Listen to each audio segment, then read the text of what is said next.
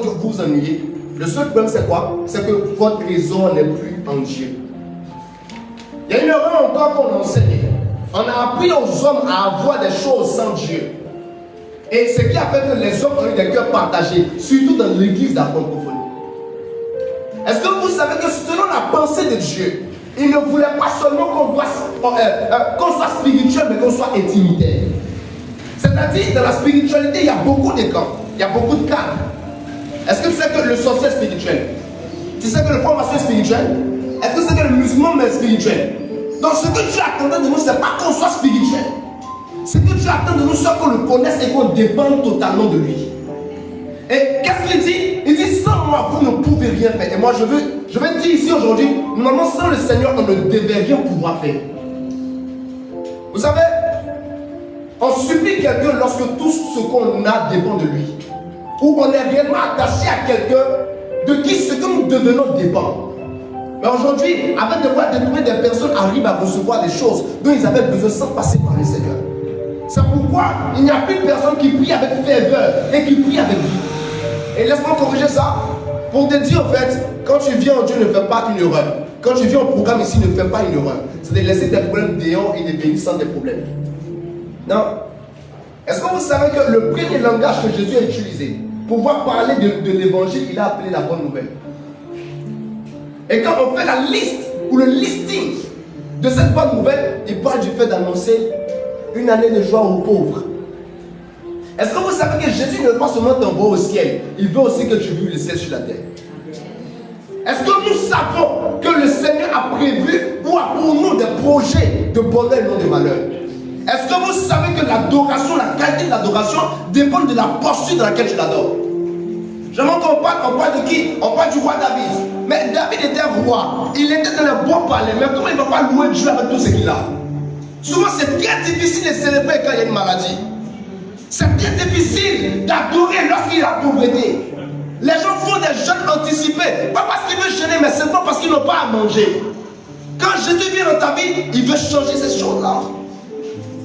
Et malheureusement, on l'a écarté en disant non, cherchez premièrement le royaume des cieux. La Bible n'a pas dit chercher toujours, il dit premièrement.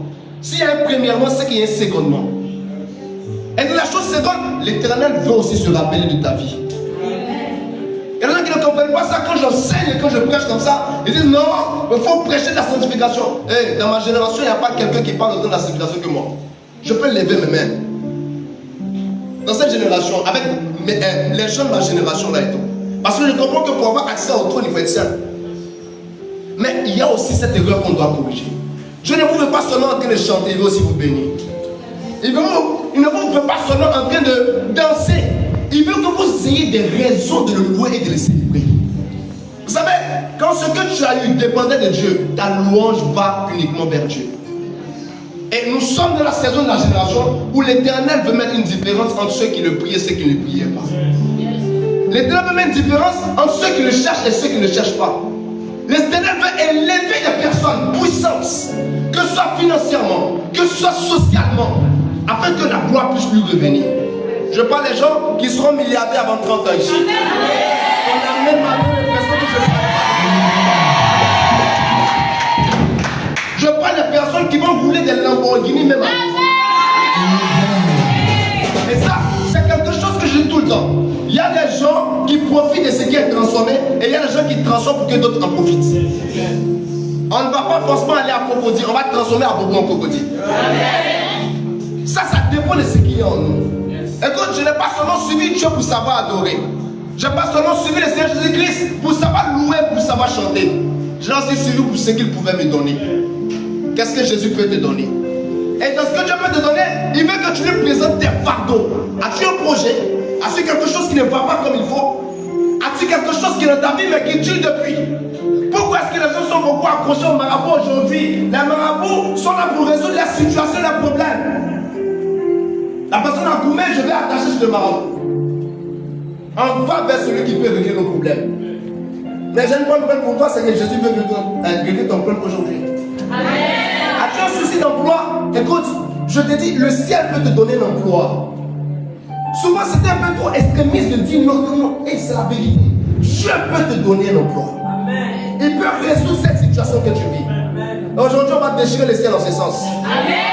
Écoute, on n'est pas là pour regarder quelqu'un. Ton visage, il est beau que lorsqu'on sort d'ici. Donc je prendrai le temps de voir comment est-ce que tu es bêti lorsqu'on sortira. Mais là où on est là, chacun est en train d'attraper la robe de Jésus pour avoir sa guérison de tout ça. C'est ça.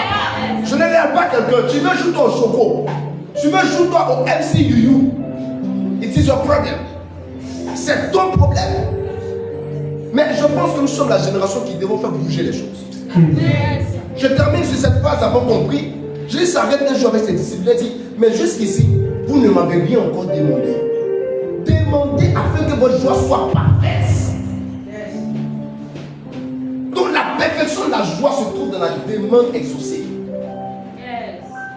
Tu vas voir, tu restes dans la présence de Dieu glorieusement. Mais quand tu as faim, tu es triste. Est-ce que c'est bon?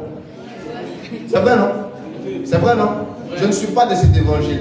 Je suis de l'évangile de l'Éternel glorifie ses serviteurs, ses adorateurs. Ce soir, on va prier. On va prier de toute notre force. Je ne vais même pas, tu vois, j'aime pas te forcer. Ceux qui prient avec moi, ça, comment je prie là, tu vois, c'est eux là, quand ils disent, tu vas prier, prie. Moi-même, quand tu seras en train de prier, moi, je suis en train de prier aussi. Il y a quelque chose que tu veux, que tu attends. Ne fais pas semblant. Ne dis pas, Seigneur, merci quand tu as fait. Quand tu as fait, dis, Seigneur, j'ai fait. Oui. Ne dis pas, Seigneur, je vais t'adorer quand tu es malade. Dis à Dieu, Seigneur, aujourd'hui je suis malade, guéris-moi. Imagine-toi que la femme qui perdait le sang depuis 12 ans venait vers Jésus et ses seules filles voulaient prendre. Très souvent, ce que tu reçois du roi dépend de ce que tu attendais du roi lorsque tu partais vers le roi. Qu'est-ce que tu as aujourd'hui? Yanis, joue-moi des mineurs. On va prier avant que je mette en scène aujourd'hui.